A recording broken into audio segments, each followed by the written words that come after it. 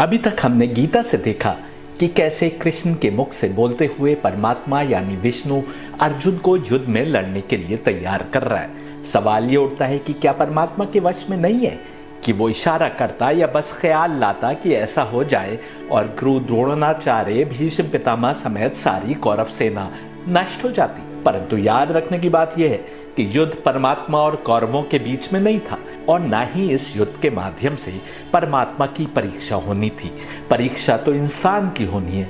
उसको अक्ल दी गई है कि वह अपनी राह चुने, सही या गलत। इंसान को नूर और जुल्मत दो डिवाइन ताकतों के बीच एक सोचने समझने वाला मस्तिष्क देकर भेजा गया कि देखा जा सके कि वह सत्य का साथ देता है कि असत्य का, इंसाफ के साथ खड़ा दिखाई देता है कि जुल्म के साथ। यही परीक्षा है। दुनिया में सत्य मार्ग का बोलबाला करने के लिए जुल्मत यानी तमस यानी असुरों के एजेंट भटकाव और बहकावे भरे मार्ग को प्रचारित करते हैं, तो हर जमाने में नूर यानी सत्य के मार्ग के नुमाइंदे इंसानों के बीच आकर उनकी हिदायत करते हैं। यही कारण है कि अवतार होने के नाते कृष्ण ने भी सुदर्शन चक्र नहीं उठाया कौरवों और उनके गुरुओं का नाश करने, बल्कि अर्जुन की हिदायत की कि क्यों सत्य मार्ग को अपनाना उनके अपने लिए आवश्यक है।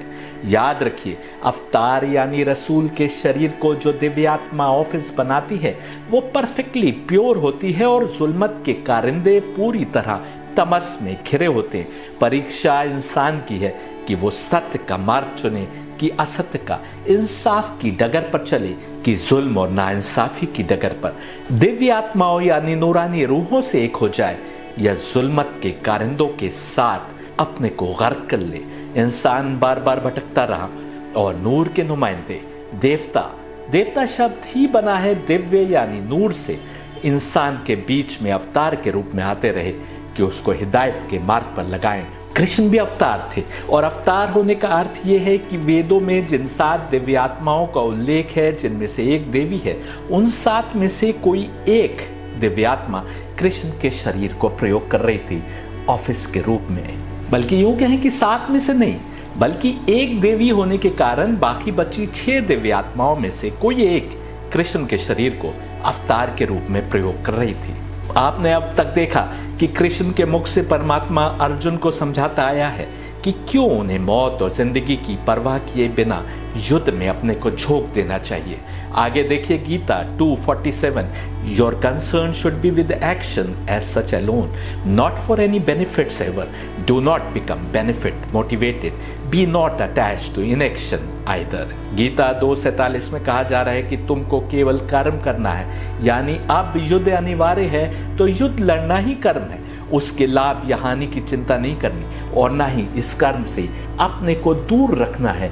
बस जो जिम्मेदारी जिस समय तुम्हारी है उसको बिना लाभ या हानि की चिंता किए बस करते जाना है। यदि समय के अवतार के साथ युद्ध में जाना है तो जाना है। यदि बूढ़ी माँ घर पर है जिसका ख्याल रखना आवश्यक है और युद्ध भी सामने आ जाए तो उस समय भी माँ से बड़ी जिम्मेदारी कुछ नहीं है। जब तक युद्ध दरवाजे तक ना आ जाए, प्रायोरिटी माँ की देख रेख करना ही है। समझे, जो जिम्मेदारी समय की जरूरत है वो निभाना है बिना किसी लाभ या हानि की चिंता में पड़े। और जिम्मेदारियां निभाते हुए एक समय आ जाए कि अब सत्य की खातिर जुल्म के खिलाफ लड़ना, एक बेहतर समाज बनाने की कोशिश में जरूरी हो जाए, तो अब युद्ध से भी परहेज नहीं करना, भले ही विजय मिले या कत्ल कर दिए जाए। यही गीता की शिक्षा है और यही इस्लाम की शिक्षा है। आगे देखिए Gita 2:48, engage in activity, O Dhananjay, taking your stand on the unitive way, discarding attachments and capable of regarding both attainment and non-attainment as the same. In sameness consists the unitive way, that is yoga. याद रखने की बात यह है कि अपनी जान का सुप्रीम सैक्रिफाइस देने के लिए वही लोग आगे आए जो अपनी आत्मा को परमात्मा की राह पर लगाए हुए हैं। गुस्से में, ईर्ष्या में, नफरत में या किसी चाह में, मोहब्बत में युद्ध नहीं लड़ना। यह भी साफ है कि किसी भी दुनियावी लाभ के लिए युद्ध नहीं लड़ना। यही कारण है कि कृष्ण के मुख से परमात्मा कह रहा है कि बस एक खुदा तक पहुंचने की राह पर अपने को लगा दो। यूनिटिव वे, discarding attachments and capable of regarding both attainment and non-attainment as the same. जो पा लिया या जो नहीं पाया, अटैचमेंट और डिटैचमेंट सबको एक तरीके से देखते हुए बस उस एक परमात्मा की तरफ बढ़ते चले जाओ, उस सीधे रास्ते पर सिराते मुस्तकीम पर चलने की कोशिश में लगे रहो। किसी प्रकार के मोह और लगाव के बगैर, किसी भी चीज की प्राप्ति या ना प्राप्ति की ख्वाहिश दिल में जगाए बिना, बस हक की सीधी राह पर जिस समय जो करना आवश्यक हो, जो तुम्हारी जिम्मेदारी हो, बस वही कर्म करते चले जाओ। गीता 2:49 कह रही है, Far interior is the way of action to the unitive way of reason, O Dhananjay. Resort to reason for final refuge. Pitiful are they who are benefit motivated. कर्म की महत्ता को बताने के बाद अब गीता 2:49 में कृष्ण के मुख से परमात्मा कह रहा है कि सत्य की राह पर बढ़ते हुए कर्म करते जाना बहुत छोटा है अक्ल के माध्यम से सत्य के सीधे मार्ग पर आगे बढ़ते जाने से।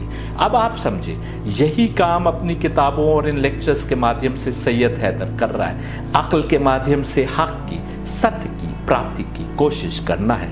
अक्ल इंसान को दी गई ऐसी ही नेमत है जो किसी दूसरे को नहीं दी गई, और यही कारण है कि फाइनल रिफ्यूज यानी अंतिम पनाह अक्ल में ढूंढने की बात गीता कह रही है, और अफसोस कर रही है उन पर जो लाभ के लिए कर्म करते हैं। अनेक तो ऐसे हैं जो अपने निजी लाभ के कारण अक्ल को भी गलत राह पर डाल देते हैं, या अक्ल से जो मार्ग समझ आ रहा है उसको भी नकार देते हैं। ऐसे लोगों के लिए गीता कह रही है कि वे रहम के काबिल हैं, पिटीफुल हैं। अब सोचिए उनका क्या होगा जिन्होंने कुरान और वेद के भटकाने वाले अनुवाद किए जानते बूझते, जिन्होंने नकली हदीसें गढ़ी किसी के लेवल को गिराने के लिए या किसी के लेवल को बढ़ाने के लिए, और जिन्होंने पुराण आदि में अपने हित के अनुसार बदलाव किए। गीता 2:50 देखिए, affiliated to reason, one leaves behind here both meritorious and unmeritorious deeds. Therefore, affiliate yourself to the unitive way. Yoga is reason in action. Gita का मंत्र 2:50 कह रहा है कि जिसने अपनी अक्ल का प्रयोग किया वह व्यक्ति सराहनीय है, और ऐसा व्यक्ति अच्छे कर्म तथा असराहनीय और बुरे कर्म सब कुछ पीछे छोड़ देता है। वो बस अक्ल से समझे सीधे मार्ग पर आगे बढ़ता जाता है। इसलिए गीता कहती है कि अक्ल के माध्यम से खुदा तक पहुंचने की कोशिश करो। गीता अक्ल के प्रयोग की महत्ता बता रही है, तो कुरान भी जगह जगह अक्ल को इस्तेमाल करने के लिए कह रहा है। अफसोस की बात यह है कि हम में से अधिकांश ये समझते हुए कि हम अक्ल को प्रयोग कर रहे हैं, अक्ल का प्रयोग नहीं करते। विशेषकर धर्म के मामले में हम में से अधिकांश के मस्तिष्क में पहले से बने अटैचमेंट्स और डिटैचमेंट्स हैं। कुछ विचारों से लगाव और कुछ से अलगाव यानी दूरी है, जिसके चलते हमारी अक्ल काम नहीं करती। जाहिर है कि तुम जिस बात को सही समझते हुए बड़े हुए हो उसी को तो सही समझोगे, और हर नई सोच को उसके सामने रखकर परखने की कोशिश करोगे। ऐसे में कोई नई सोच कैसे स्वीकार की जा सकती है? इसीलिए आवश्यक हो जाता है कि सच्चे दिल से आत्मा को आध्यात्म के मार्ग पर लगा दो, आत्मा को पाक से पाकतर करने के लिए कर्म करो, और फिर उन दिव्य आत्माओं से आशा रखो और प्रार्थना करो कि जो सोच सच्ची हो, जो सच्चा मार्ग हो, उसकी ओर तुम्हारा मार्गदर्शन करें। यहाँ बता दें कि गीता और उपनिषदों के अनुसार विजडम की प्राप्ति उसी को होती है जो अक्ल के माध्यम से सीधे मार्ग को पा लेता है, या दूसरे शब्दों में कहें कि जो डिवाइन क्रिएशन प्लान को समझ लेता है। कुरान के अनुसार जुल्मत यानी तमस के नुमाइंदे शैतान ने कहा था कि मैं सीधी राह पर बैठ जाऊंगा और उससे इधर या उधर बहकाऊंगा। बस यही वे ताकत करती आई है हर जमाने और इलाके में, यहाँ तक कि धर्म को रिचुअल्स में समेट देना भी असली मकसद और अकल लगाने की कोशिश पर ताला लगाने के समान है। तमाम धर्म के मानने वाले अधिकतर अकल को बंद करके रिचुअल्स में, रस्मों रिवाज में घिरे नजर आते हैं। ऐसे ही रस्मों भरे धर्म पर कौरव और उनके गुरुजन भी चल रहे थे। याद रखो, जिसने अपनी अकल को प्रयोग करके सीधे मार्ग को पाया उसने ही विजडम पाई।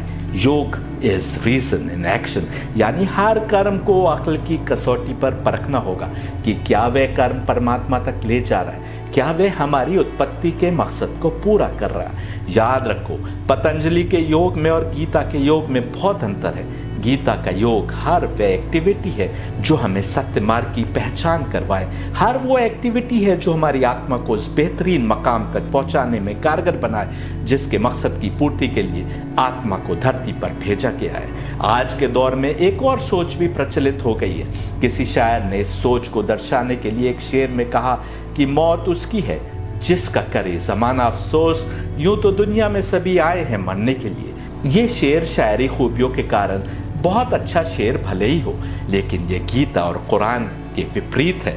जमाना लाख रोता रहे यदि मरते समय आत्मा गड्ढे में थी, यदि सत्य मार्ग की पहचान नहीं हो सकी और जिंदगी गुजर गई तो चाहे कोई भी ना रोए और चाहे सारी दुनिया रोए, सब बेकार। आत्मा अपने मकसद तक नहीं पहुंची तो भटकती रहेगी। आत्मा की मंजिल खुदा से एक हो जाना है। जब तक वो इस मकसद की प्राप्ति नहीं करती, वो दुनिया ही में फंसी रहेगी। मैंने कहीं कोई हदीस सुनी थी जिसमें कहा गया था कि दुनिया में अनेक लोग ऐसे हैं जो यहाँ रुस्वा हैं, बज़ाहिर जलील किए गए, परेशानियों में घिरे रहे, लेकिन आसमानों पर फरिश्तों में उनकी बड़ी वाहवाही है। और अनेक ऐसे भी हैं जो दुनिया में बड़ी इज्जत पाए, लेकिन अंतिम जमाने में उनको केवल रुस्वाई मिली। गीता 2:51 देखिए, Gita 2:51, by affiliation to unitive reason wise man transcending birth bondage renouncing benefit interest go onwards to a state beyond all pain. Gita हमें उसी राह पर ले आई है जो दरअसल जिहाद का असली कॉन्सेप्ट है। यदि कोई गीता से ये न समझे कि सबसे पहली शर्त आत्मा को पाकीज़गी की ऐसी राह पर लगाना है कि वह परमात्मा जैसी पाक दिखाई देने लगे, वह उन दिव्य आत्माओं जैसी पाक हो जाए जिन्हें पाक तत्वों से पैदा किया गया है, और ये ना समझते हुए कोई तीर कमान उठा ले, तलवार या बंदूक उठा ले युद्ध के लिए, तो उसने तो फजूल ही में जान दी, बल्कि वह तो बुराई के मार्ग पर है, गुनाह के मार्ग पर मौत को पहुंचा। किसी भी अटैचमेंट और डिटैचमेंट के बिना केवल परमात्मा की राह को पहचानते और जानते हुए अपनी आत्मा को उस मार्ग पर आगे बढ़ाने की कोशिश करते हुए यदि युद्ध आवश्यक हो जाए तब करना है। और जिसने ऐसा न किया या इस राह को न जाना, वो गुमराह था और गुमराह ही मरेगा। गीता में कृष्ण के मुख से परमात्मा कह रहा है कि उस इकलौते सत्य मार्ग पर जरा सा भी इधर या उधर विचलित हुए बगैर बस बढ़ते जाना है। कोई भी निजी लाभ रास्ते में लाए बिना बस उस मार्ग पर आगे बढ़ते जाना है जहां ना तो कोई पीड़ा है ना कोई तकलीफ, और जो मार्ग हमको पुनर्जन्म के चक्र से निकाल दे, यानी हमारी आत्मा को मोक्ष यानी निजात यानी सैल्वेशन दिला दे। ये भी याद रखने की आवश्यकता है कि सत्य और असत्य के बीच का कोई मार्ग नहीं। दोनों ओर असत्य तो आपस में गुत्थम गुत्था दिखाई दे सकता है, सत्य और असत्य आमने सामने खड़े दिखाई दे सकते हैं, परंतु सत्य और सत्य में लड़ाई मुमकिन नहीं। यही कारण है कि कृष्ण के मुख से परमात्मा कहता है कि जो बीच में खड़े तमाशा देख रहे हैं और न इधर है न उधर, वे भी दरअसल उधर के ही है। सत्य सामने हो तो तुम्हारा उसके साथ खड़े होना अनिवार्य है, नहीं तो तुम असत्य पर हो। इसीलिए सैयद हैदर का कहना है कि असली इस्लाम और असली सनातन धर्म में, या असली इस्लाम और ईसा और मूसा और बुद्ध की असली शिक्षा में विवाद कभी हो ही नहीं सकता, क्योंकि ये सारे मार्ग एक ही सोर्स से आए अवतारों द्वारा दिखाई गए हैं। विवाद है तो इसलिए कि हमने उस शिक्षा को सही सही नहीं समझा और भटक गए। क्या यही सबक मोहम्मद के मुख से परमात्मा कुरान के माध्यम से नहीं दे रहा? जिसने सूरह वाक़िया ना समझा उसने कुछ भी नहीं समझा। आदम दुनिया में आए तो साथ में 7 नूरानी रूहें यानी दिव्य आत्माएं जो हिदायत देने की जिम्मेदार हैं, वे भी दुनिया में आ गई। ये हम आपको दिखा चुके हैं। ये ईसा की शिक्षा से भी साबित है। जुल्मत के एजेंट जैसे इब्लीस भी इसी जमीन पर भेज दिए गए, क्योंकि उनका काम ही हिदायत के मार्ग से इंसान को दूर करना है, ताकि वह निजात यानी मोक्ष यानी सैल्वेशन की राह से भटका रहे और उसकी आत्मा इस दुनिया से निकल ना पाए। आदम जमीन पर आए और उन्होंने अपने रब से माफी मांगी, तो मुस्लिम, ईसाई और यहूदी ग्रंथों के अनुसार आदम से कहा गया कि उस समय तक इंतजार करो जब तक कि हिदायत तुम्हारे बीच ना आ जाए। यदि हिदायत आने पर तुमने उस राह को समझ लिया और उस पर आगे बढ़ गए तो तुम मोक्ष यानी निजात यानी सैल्वेशन की सीढ़ी से एक बार फिर परमात्मा के हुजूर में पहुंच जाओगे जहां से तुम निकले थे। लेकिन जुल्मत अपने काम में लगी थी, उसने गुमराही फैलाने की हर मुमकिन कोशिश की। अब जरा दिल पर हाथ रखकर बताओ, जब कहा गया कि हिदायत आने तक इसी दुनिया में रहो, तो फिर हिदायत देने वाले तुम्हारे बीच आए। इससे पहले यदि तुम मर जाओ तो क्या मोक्ष यानी सैल्वेशन यानी निजात तुमको मिलेगी? यही कारण है कि वेद और उपनिषद लिखे जाने तक पुनर्जन्म का कॉन्सेप्ट आवश्यक बताया गया था, क्योंकि हिदायत देने वाली दिव्यात्माएं यानी नूरानी रूहें हमारे बीच नहीं आई थी, बल्कि वेद और उपनिषद में हिदायत देने वाली उन दिव्यात्माओं को पहचानवाया जा रहा था जिनको आना था। यही कारण है कि हम पाते हैं कि वेद के मंत्र जो देवताओं के बारे में बात कर रहे हैं अधिकतर भविष्य काल में यानी फ्यूचर टेंस में बात करते नजर आते हैं। जब भी कोई दिव्यात्मा इंसानी शरीर में अवतार रूप में प्रकट हुई, जिन लोगों ने उस दिव्यात्मा की राह को अपनाया उन्होंने निजात यानी मोक्ष यानी सैल्वेशन पाया। कृष्ण की शिक्षा से डिवाइन क्रिएशन प्लान को समझते हुए जो लोग परमात्मा तक पहुंचे उन्होंने मोक्ष यानी निजात यानी सैल्वेशन पाया। मूसा की राह पर आए जादूगर जिनका एक ओर का हाथ और दूसरी ओर का पैर काट दिया गया था, उन्होंने मोक्ष यानी निजात यानी सैल्वेशन पाया। ईसा के ज़माने में ईसा के मार्ग पर आने वालों ने भी मोक्ष यानी निजात यानी सैल्वेशन पाया। कुरान में मोहम्मद के मुख से भी परमात्मा कह रहा है कि हमने विभिन्न इलाकों में विभिन्न भाषा बोलने वालों के बीच अवतार भेजे। अवतार विभिन्न इलाकों में आ रहे थे, विभिन्न भाषाएं बोलते हुए विभिन्न रीति रिवाज और सोच रखने वालों के बीच आ रहे थे, लेकिन सबका सोर्स एक था। यही कारण है कि यदि हम हर उस महापुरुष की जो अवतार था यानी जो रसूल था उसकी मूल शिक्षा में जाएं तो हम पाएंगे कि एकदम एक ही बात हो रही है, क्योंकि डिवाइन क्रिएशन प्लान सब इंसानों के लिए एक ही रहा है, हर जमाने में और आज भी एक ही है। इस तर्क की रोशनी में आपको समझना होगा कुरान के सूरह वाक़िया को, जिसमें कहा जा रहा है कि पिछले ज़माने में आगे बढ़ जाने वाले यानी निजात पाने वाले यानी सैल्वेशन पाने वाले बहुत सारे और अंतिम ज़माने में बस थोड़े से। कुरान के अनेक कमेंटेटर्स आज तक नहीं समझ पाए कि कुरान जब पिछले ज़माने और अगले ज़माने की बात कर रहा है और आगे बढ़ जाने वालों की बात कर रहा है तो उसके क्या अर्थ हैं। ऐसा क्यों कहा गया? इसलिए क्योंकि जो इताअत गुजार रूहें थीं वे आत्माएं जिन्होंने किसी बीमारी द्वारा जकड़ लिए जाने से अपने को बचाए रखा, वे तो मोक्ष यानी निजात यानी सैल्वेशन प्राप्त करके निकल गई, परंतु वे रूहें जिनको जुल्मत यानी तमस ने किसी न किसी बीमारी में जकड़ लिया था, वे उन बीमारियों के कारण प्योरिटी के उस लेवल तक नहीं पहुंच पाए कि वे निजात पा सकते। इसी प्रकार दुनिया विभिन्न युगों से आगे बढ़ती हुई कलयुग तक पहुंच गई। पाप की मात्रा बढ़ चुकी थी क्योंकि बस सब वही रूहें बची रह गई थी जो किसी न किसी बीमारी में घिरी थी। हम पाते हैं कि ईसा यानी जीसस भी भविष्यवाणी करते दिखाई देते हैं कि जब सन ऑफ मैन आएगा तब वो भूसे में से बचे हुए दानों को निकाल लेगा। यानी कलयुग आते आते जमीन पर बस भूसा बचा था। ऐसे इंसानों द्वारा हक को प्राप्त कर लेने के चांस बहुत ही कम थे। समझिए, आज से 2000 वर्ष पूर्व जब ईसा ऐसा कह रहे थे तब भी कलयुग प्रारंभ हो चुका था। आज हम आप क्यों गुनाहों के दलदल में फंसे हैं इसे भी समझिए। आज क्यों हर अगला इंसान पिछले के मुकाबले में अधिक जालिम, अधिक गुनाहों में डूबा दिखाई देता है। आज क्यों आपके इर्द गिर्द मोक्ष यानी निजात यानी सैल्वेशन प्राप्त करने की इच्छा रखने वाले ही समाप्त हो गए।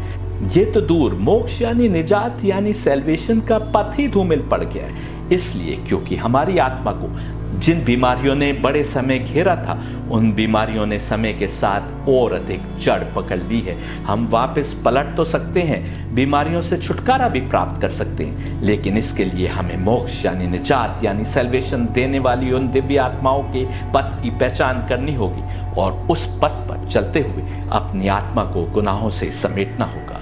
जुल्मत यानी तमस जीत की कगार पर थी। दुनिया समाप्त हो जाती यदि धर्म के उसूल मिट गए होते। चारों ओर हर तरफ दुनिया में गर्क लोग दिखाई दे रहे थे, अंधेरा छाया हुआ था। ऐसे में अरब के रेगिस्तान की छिपी हुई जगह पर जिस पर कोई भी सिविलाइजेशन अपना होने का दावा नहीं करती थी और जो छिपी हुई जगह तमाम सिविलाइजेशंस के मध्य में स्थित थी, उन्हीं 7 दिव्यात्माओं यानी नूरानी रूहों ने, जिनको वेदों और उपनिषदों ने और अनेक अवतारों ने बार बार पहचानवाया था, जुल्मत यानी तमस द्वारा फैलाए जाल को फिर से तोड़ने की कोशिश की। अब समय था भूसे में से कुछ आत्माओं को फिर से उस राह पर लगाने का जिस पर मोक्ष यानी निजात यानी सैल्वेशन थी। अब क्योंकि कलयुग का भी बड़ा समय गुजर चुका था और दुनिया अपने अंत की ओर बढ़ रही थी, इसलिए इन दिव्यात्माओं के एक के बाद एक दुनिया में आने पर पुनर्जन्म का कारखाना रोक दिया गया। अब तो फिर से हिदायत अपने पूरे जोर शोर से आ चुकी थी। बीमारियों में ग्रस्त अनेक आत्माएं अपनी अपनी बीमारी त्याग कर एक बार फिर मोक्ष यानी निजात यानी सैल्वेशन की राह पर आगे बढ़ रही थी, लेकिन बस कुछ ही अनेक हिदायत आ जाने के बाद भी सत्य मार्ग पर आई तो, लेकिन जिन बीमारियों ने आत्मा को जकड़ रखा था उन्होंने अपना काम किया और वे फिर बहक गई। अनेक ने अपनी बीमारियों के कारण हिदायत पाई ही नहीं। अंतिम जमाने में मोक्ष यानी निजात यानी सैल्वेशन पाने वाली यानी आगे बढ़ जाने वाली बस थोड़े ही सही, लेकिन जो निकल सकते थे वे निकल गए। अब बची रह गई वे आत्माएं जो ना तो उस लेवल तक पहुंच सकी कि आगे बढ़ जाती और न इतना नीचे गिरी कि अंधी गूंगी बहरी होकर मौत के लेवल तक पहुंच जाती। कलयुग भी समाप्त हो गया और ये आत्माएं ना तो आगे बढ़कर मोक्ष यानी निजात यानी सैल्वेशन के मार्ग तक पहुंच सकी और न ही आत्मा की मौत के लेवल तक नीचे गिर सकी। अब दुनिया के खात्मे पर इन आत्माओं का फैसला होगा तो इनमें से कुछ ऐसी होंगी जिनके अच्छे कर्म अधिक होंगे और कुछ ऐसी होंगी जिनके बुरे कर्म अधिक होंगे। इनको सूरह वाक़िया ने दाएं हाथ में और बाएं हाथ में कर्म लेने वाला बताया। जिनके अच्छे कर्म अधिक होंगे उन्हें स्वर्ग में स्थान मिलेगा और जिनके बुरे कर्म अधिक होंगे उन्हें नरक में स्थान मिलेगा। जब इनके अच्छे या बुरे कर्म का इनाम या सजा इन्हें मिल जाएगी तो अगली दुनिया में इन्हें फिर से भेज दिया जाएगा, इसलिए कि ये मोक्ष यानी निजात यानी सैल्वेशन के लेवल तक पहुंचने वाली आत्मा तो थी ही नहीं जो हमेशा हमेशा के लिए स्वर्ग के बेहतरीन मकाम पर रहती। यही बात गीता 2:51 में कही जा रही है कि अक्ल का प्रयोग करके जिन्होंने विजडम प्राप्त की है, यानी जिन्होंने उस एकमैव खुदा तक पहुंचने के मार्ग को पहचाना है और उस पर चले हैं, वे पुनर्जन्म के बंधन से आजाद हो जाएंगे, क्योंकि वे आगे बढ़ जाने वाले लोग हैं, साबिकून हैं, जैसा कि कुरान कह रहा है। गीता और कुरान दोनों एक ही परमात्मा की ओर की किताबें हैं, तभी तो एक ही बात कर रहे हैं। परमात्मा का मोजिज़ा यानी चमत्कार ये है कि जो तथ्य हजारों सालों से किताबों में मौजूद थे और हमारी आंखें उनकी समझ को लेकर बंद थी, वे तथ्य न केवल एक एक करके सामने आ रहे हैं, बल्कि ये भी साफ होता जा रहा है कि एक ही मार्ग था जो बताया जा रहा था हर समय। कुरान में मोहम्मद के मुख से परमात्मा कह रहा है कि वे अपनी योजना बना रहे थे और अल्लाह अपनी योजना बना रहा था और अल्लाह सबसे बेहतरीन योजना बनाने वाला है। चलिए वापस गीता की ओर पलटते हैं। देखिए Gita 2:55, Krishna said, when one banishes all desires that enter the mind, O Partha, satisfied in the self by the self alone, then he is said to be one of well-founded reason। Gita का मंत्र 2:55 बहुत ही महत्वपूर्ण है। इसमें कृष्ण के मुख से परमात्मा कह रहा है कि जो जो भी ख्वाहिशें मस्तिष्क में जन्म लेती हैं, जब कोई उन सब को धिक्कार देता है और अपनी आत्मा को परमात्मा में ही रमाए रखता है, तो कहा जाता है कि वह सही अकल रखता है। अकल को इसी प्रकार सही राह पर लगाकर ही जनन यानी सत्य मार्ग का ज्ञान मिलता है, और जिसने जनन यानी सत्य मार्ग का ज्ञान पा लिया, बस उसके लिए ही मोक्ष यानी निजात यानी सैल्वेशन है। अनेक लोग ऐसे हैं कि जिनका मानना है कि गीता और वेद की शिक्षा में कुछ अंतर है, जब गीता और कुरान की शिक्षा में रत्ती बराबर भी अंतर नहीं है और ना ही हो सकता है, क्योंकि दोनों एक ही सोर्स से बताए गए मार्ग पर आधारित किताबें हैं। तो फिर गीता और वेद में अंतर क्यों कर हो सकता है?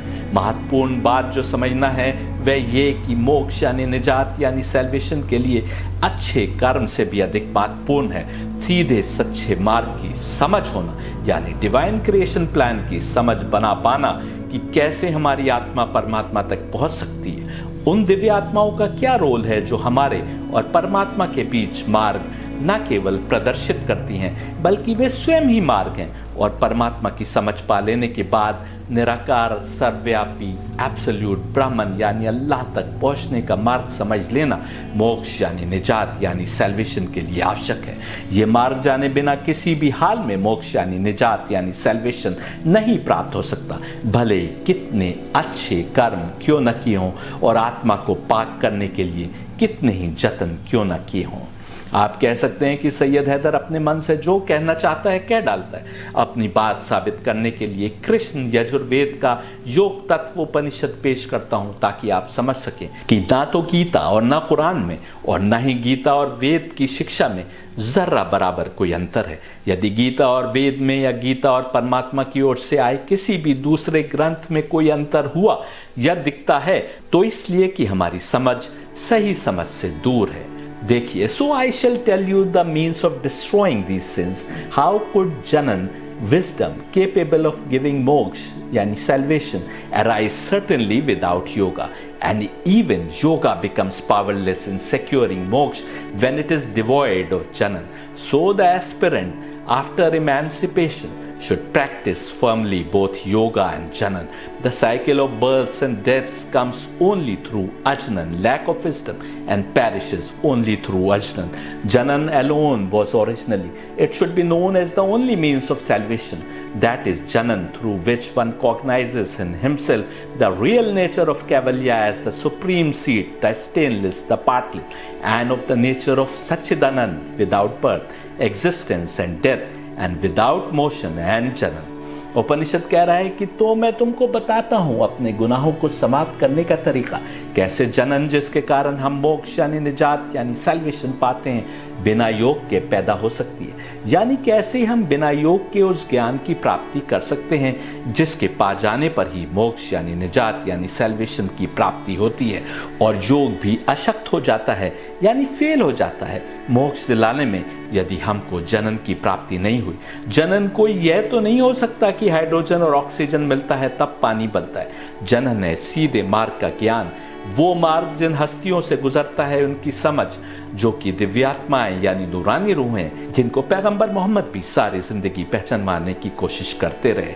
मोक्ष के लिए दो बातें एकदम साफ बताई गई, योग और जनन यानी नॉलेज उस खास क्रिएशन प्लान की, और फिर कर्म योग के माध्यम से उस परमात्मा तक पहुंचने के लिए किए गए कर्म। सत्य मार्ग पर चलने वाले हर पथिक के लिए आवश्यक है कि वह योग करे और जनन प्राप्त करे, यानी परमात्मा से एक होने के लिए आत्मा को पाकीज़गी की राह पर लगाए और साथ ही डिवाइन क्रिएशन प्लान को समझने की कोशिश में लगा रहे।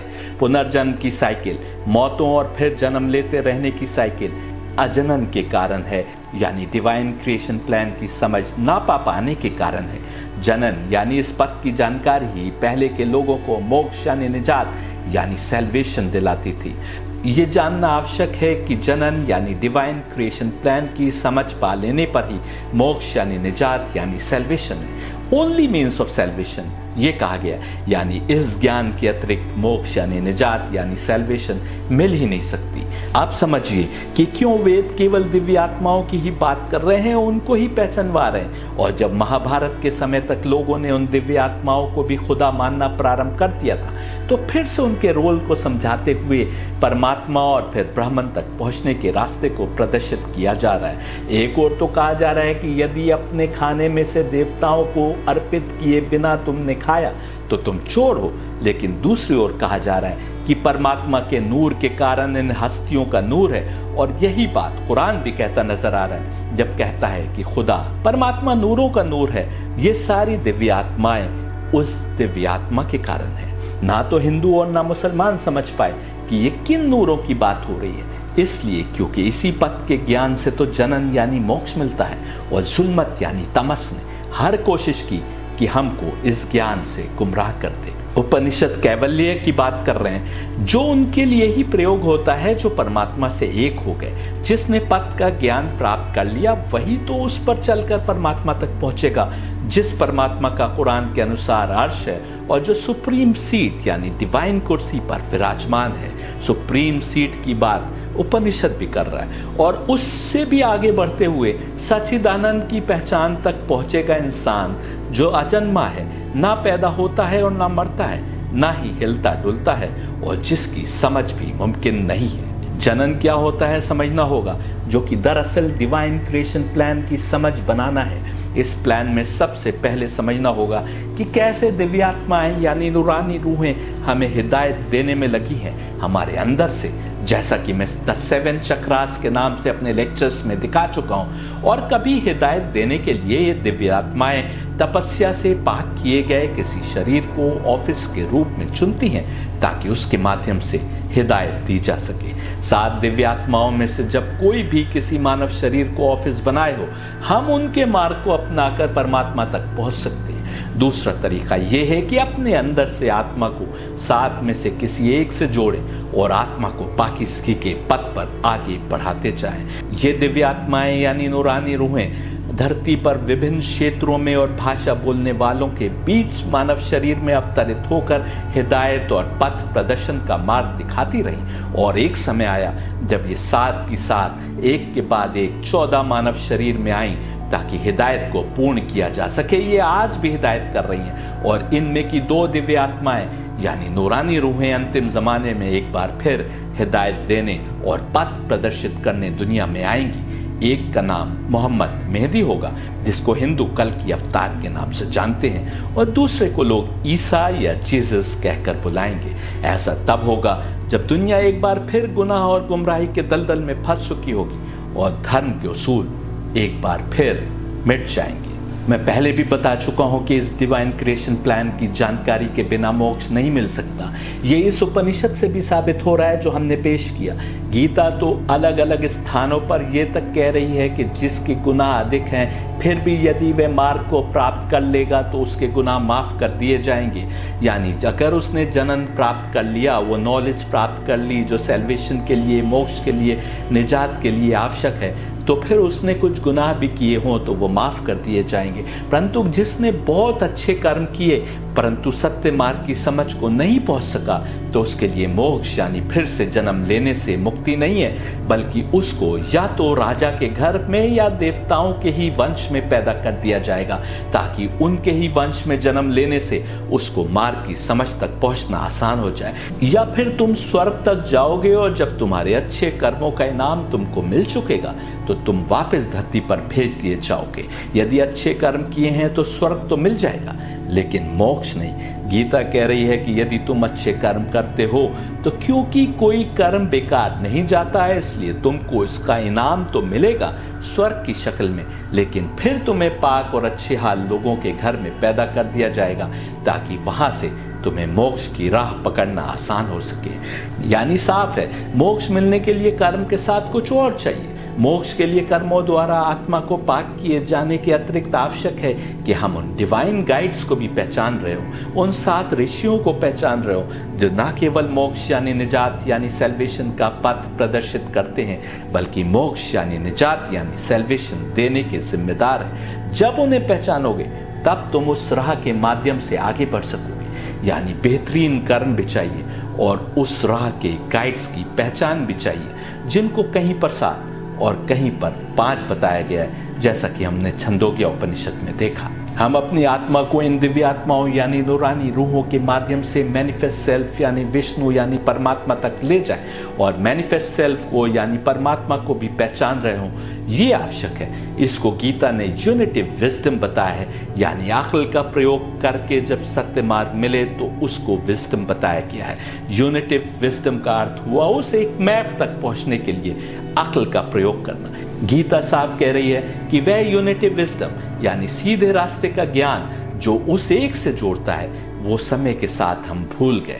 सोचो उस समय जब कहा कि भूल गए तो आज हमारा क्या हाल होगा। सोचो कि क्यों हम आज इतने भटके हुए हैं उस मार्ग से जो तब से दिया जाता रहा जब से इंसान ने इस धरती पर कदम रखा। गीता 4th चैप्टर का 1 से 3 मंत्र देखिए। Gita 4:1, 2 and 3. Sri Bhagavan said, "This perennial unitive wisdom that is yoga did I declare to Vivasvan. Vivasvan taught it to Manu, and Manu told it to Ikshvaku.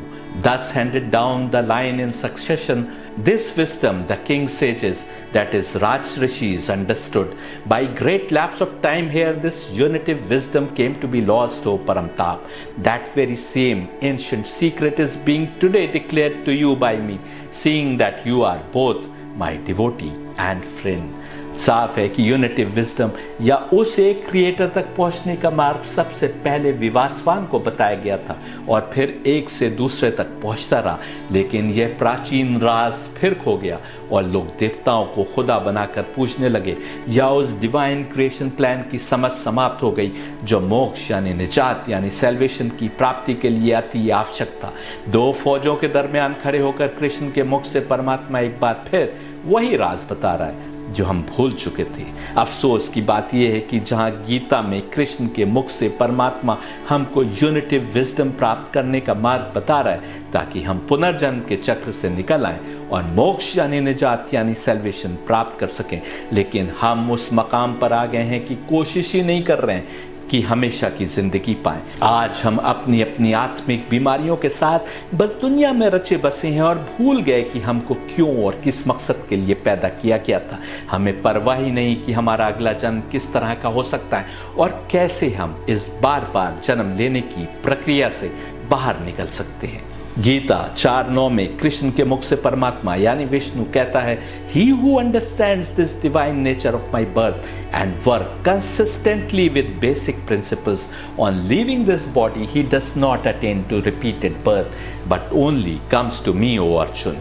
यानी जो डिवाइन क्रिएशन प्लान को जानता है और basic principles को समझते हुए कर्म करता है, दूसरे शब्दों में कहूँ तो जो राह को पहचानता है, उस राह के डिवाइन गाइड्स की समझ रखता है और फिर आगे बढ़ता है, बस वही आगे की मंजिलों तक पहुंचेगा। गीता के 4थे चैप्टर के 10वें से 12वां मंत्र देखिए। Gita 4:10, 4:11 and 4:12। Afraid of attachment, fear and anger, and wholly filled by me alone, and surrendering to me, many who have been purified by the discipline of wisdom have entered into my very being. As each chooses to approach me, even accordingly do I have regard for him. My very path it is, O Bharat, Arjun, that all men do tread from every possible approach, desiring the benefits coming from actions and the sacrificing to the devas. Quick indeed are the results born of works in this world of men। इस divine creation plan की समझ बनाने के लिए कहीं ना कहीं कर्म के साथ देवताओं का भी महत्व है। यूनिटिव प्रिंसिपल्स की बात हो रही थी, यहाँ पर साफ हो गया कि यूनिटिव प्रिंसिपल्स इन देवताओं के मार्ग से होकर गुजरता है। दुनिया में रह रहे हो तो देवताओं को गाइड्स के रूप में पहचानना होगा, वे कैसे गाइड करते हैं इसको समझना होगा और उनकी समझ रखते हुए उनकी शिक्षा पर चलना होगा। इतना साफ तो कहा गया था वेदों में कि O all creating Dev, please sweep away from us all sins, vices and miseries and grant us all that is beneficial and auspicious. फिर भी तुमने नहीं पहचाना, जबकि सारी बेहतरी के जिम्मेदार, गुनाहों, बुराइयों और कठिनाइयों से दूर करने वाले यही देवता हैं, जैसा कि वेदों ने हमें बताया था। और गीता 4:15 में बताया जा रहा है कि इन डिवाइन गाइड्स की समझ बनाए हुए ही पुराने जमाने के लोग कर्म करते थे, तभी उनको इमेंसिपेशन मिलता था, यानी मोक्ष यानी निजात यानी सैल्वेशन मिलता था। देखिए Gita 4:15, that very kind of karma that the ancients performed after knowing in this manner, even that karma therefore you do also, as was performed by ancients desiring emancipation in times more ancient। साफ तौर पर अर्जुन से कहा जा रहा है कि पहले के लोगों के समान तुम भी सत्य मार्ग और उस मार्ग को प्रदर्शित करने वाली दिव्यात्माओं की समझ बनाकर ही मोक्ष यानी निजात यानी सैल्वेशन प्राप्त कर सकते हो। आपने देखा कुरान ने भी कहा कि पुराने जमाने में आगे बढ़ जाने वाले लोग ज्यादा, और यहाँ पर भी एंशिएंट्स की बात हो रही है जो उस मार्ग पर चलना जानते थे। देवताओं द्वारा प्रशस्त किए गए मार्ग से विष्णु यानी परमात्मा यानी मैनिफेस्ट सेल्फ यानी वजहुल्लाह तक पहुंचना हमारे लिए आवश्यक है। जिसने ये ज्ञान प्राप्त कर लिया, उसने यदि गुनाह भी किए हैं तो वे राख हो जाएंगे, ऐसा गीता ने हमें बताया है। गीता 4:33 में बताया जा रहा है कि सबसे बड़ा सैक्रिफाइस विस्डम सैक्रिफाइस है। और फिर 4:34 में कहा जा रहा है कि यदि तुम सच्चे दिल से हक की राह की तलाश में अपने को झोंक दोगे, अक्ल को इस्तेमाल करते हुए, सवालों के माध्यम से और इताअत के माध्यम से। किसकी इताअत? इन देवताओं की। जब वो तुम्हारे बीच हों तो वे ही तुमको विस्डम प्रदान करेंगे। ये वो हस्तियां हैं जो तमाम बेसिक प्रिंसिपल्स की समझ रखते हैं, और यही कारण है कि कहा जा रहा है कि वही हमको विस्डम का पथ प्रदर्शित कर सकती हैं। गीता 4:34 देखिए, learn this by prostration, by searching, questioning and by service they will instruct you duly in wisdom, those wise men that can see the basic principles। जिन हस्तियों की बात गीता 4:34 में की गई थी और कहा गया था कि वे हस्तियां ही हमारा मार्गदर्शन करने की जिम्मेदार है, 4:35 में साफ किया जा रहा है कि वे हस्तियां डिवाइन रोल रखती हैं और उन सब का संबंध विष्णु यानी परमात्मा से है। देखिए 4:35, Having known this, O Pandav, you will not give way to delusion thus anymore. By this, all beings without exception will be seen by you in the self and thus in me. क्या कोई शक रह गया कि देवता परमात्मा से और परमात्मा की सृष्टि को चलाने का काम करते हैं? इसलिए गीता में एक स्थान पर कहा गया कि यदि तुम अपना खाना उनको अर्पित किए बिना खाते हो तो तुम चोर हो। और 4:35 में कहा जा रहा है कि ये तमाम हस्तियां मैनिफेस्ट सेल्फ यानी परमात्मा में देखी जा सकती हैं। जो परमात्मा कृष्ण के मुख से गीता में बात कर रहा है और जिसने किसी दूसरे समय मोहम्मद के मुख से बात की तो कुरान कहलाया।